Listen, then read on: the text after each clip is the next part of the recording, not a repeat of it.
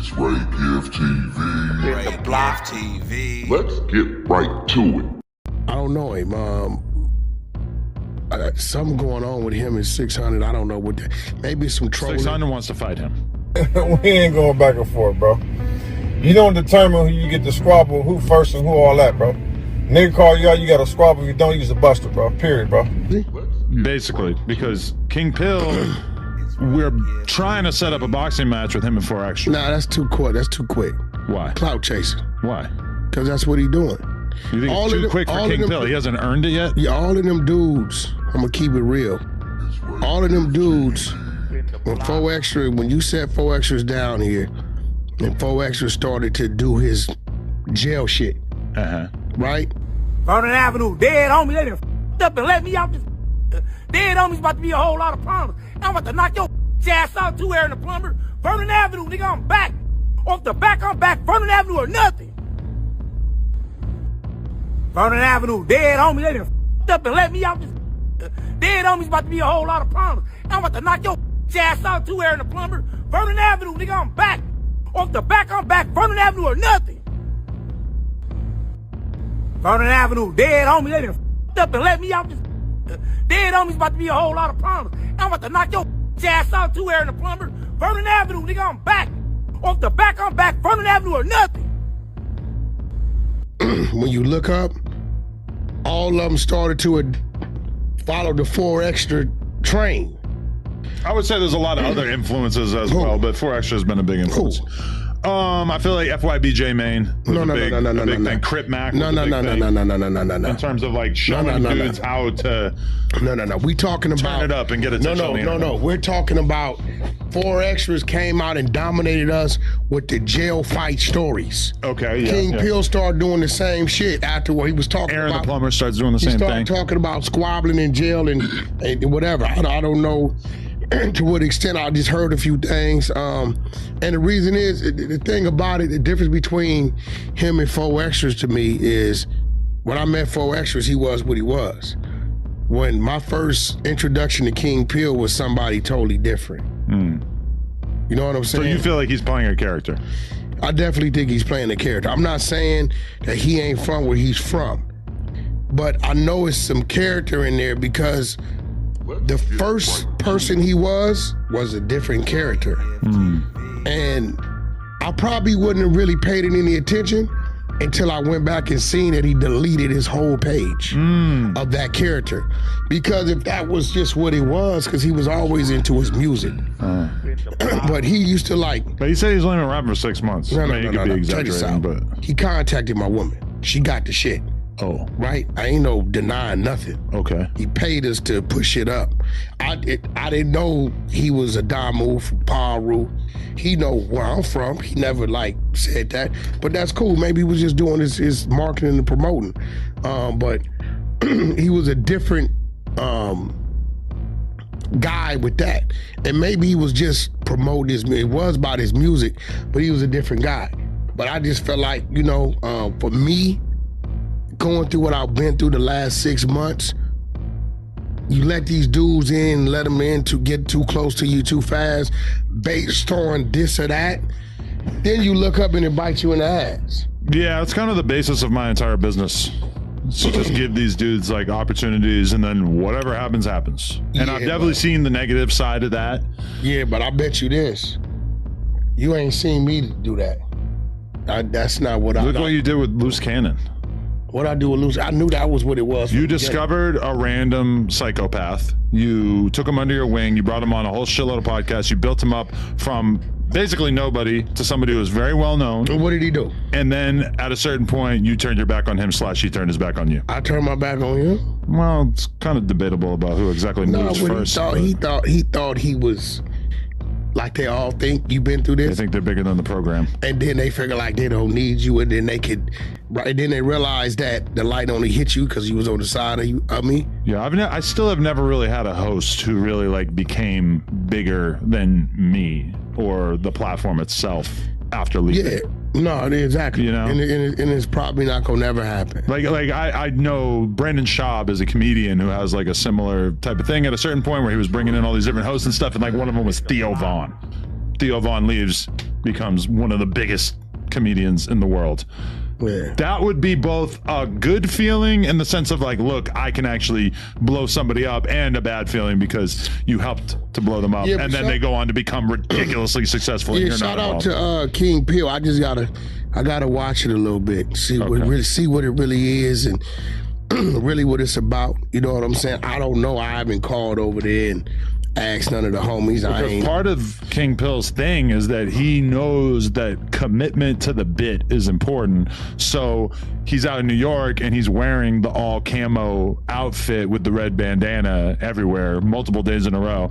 And then finally on the last day, he comes through and he's wearing like a Prada fit or some shit. And I'm like, oh, okay. I've hung out with you long enough that you've actually given up on wearing the same outfit every day, which I honestly think is pretty smart in terms of building an image in people's minds. Yeah, like I will say this, from where he came from, what he was trying to do, I guess maybe it wasn't working for him. I guess he just said, shit, I could tell them stories too. And I guess he jumped in that lane and, hey, it's working for him. You know, continue to do what you do. No disrespect, but I gotta really like get a feel for people that I'm sitting with now, especially because I know once we sit with them, I know what it's gonna do for them. And really, you know, it's kind of like these days you look up and find yourself and you can identify with this empowering and building your own op. Yep, done that many times. Yep. You know what I'm saying? So, you know, it's been a whole lot of scandals going on in the building. Yeah, some scandals, namely the suspect scandal. Yeah, y'all line nephew up. So I was on the road in the group chat when we said Adam's not going to be here on Tuesday. Who are we going to have on the Tuesday show? Lush says I can get Brandon and Suspect to sit down together. Lush denied that.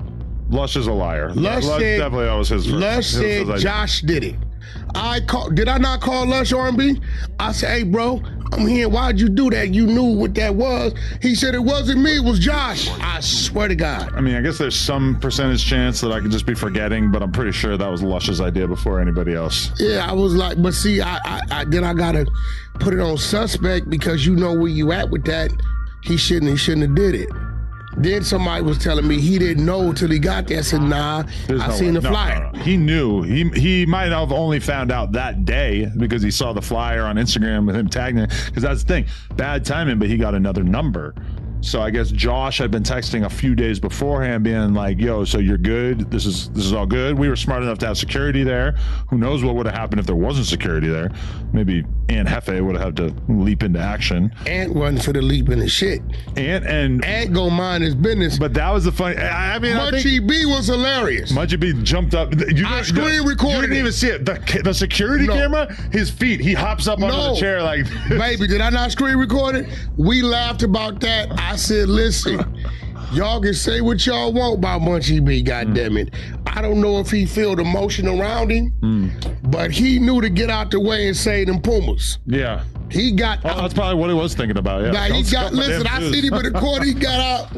You know, Ant was gonna make sure he was straight anyway, but I feel like some situations, I can look at something and I can see what's going on, right? And when you got somebody in the building who has their mind set on proving a point and moving people out the way, that's a dangerous person.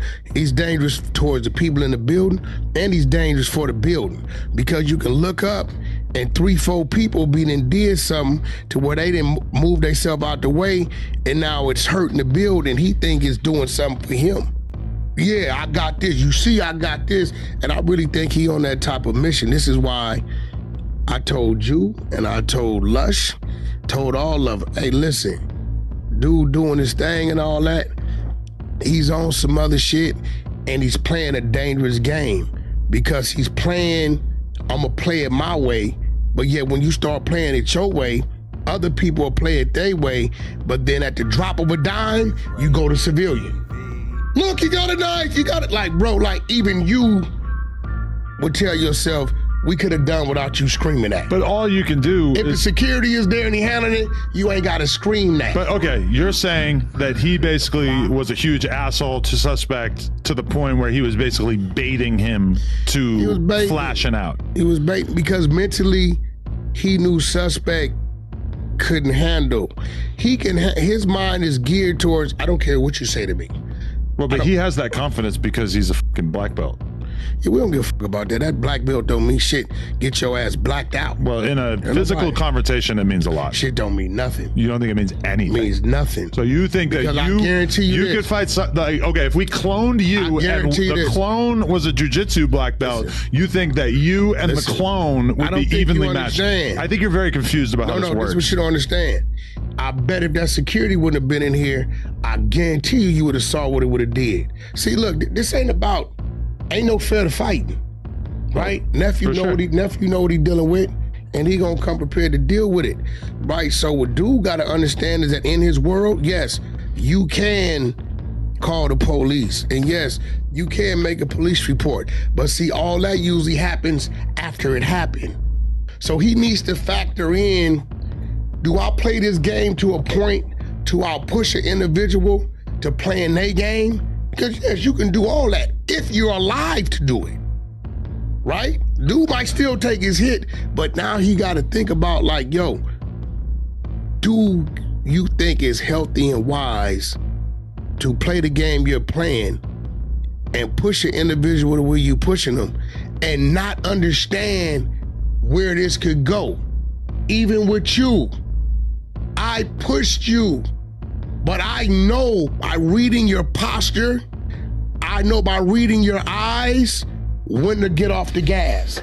Cause we're potting, right? I know it. I know, Wack, if you keep pushing what you can, this shit's gonna blow up.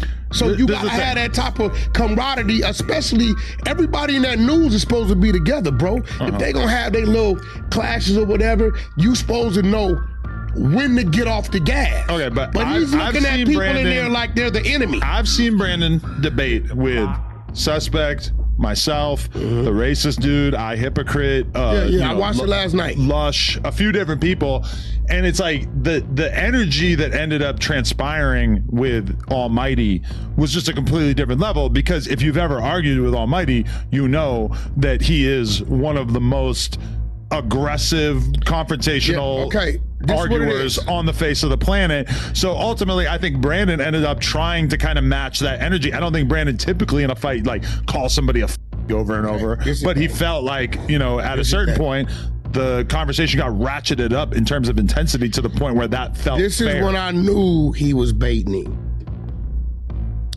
Brandon not a stupid dude. He's book smart. He knows what he knows, right? He's not a dumb dude. Where he knew he was baiting him, I don't think y'all caught it. He kept taking nephew back to the alley. Yeah, that's a technique. He kept doing it. He kept doing it. Grade A, premium content. What do y'all think about that? Let me know in the comments down below. Keep that notification bell turned on. I will deliver 24/7 around the clock. You already know. To everybody out there working hard on the grind, if you believe it, you'll achieve it. Do what you got to do today to be prepared for tomorrow. And there we go. But until next time, it's your boy Ray giving them gone. God bless. Peace.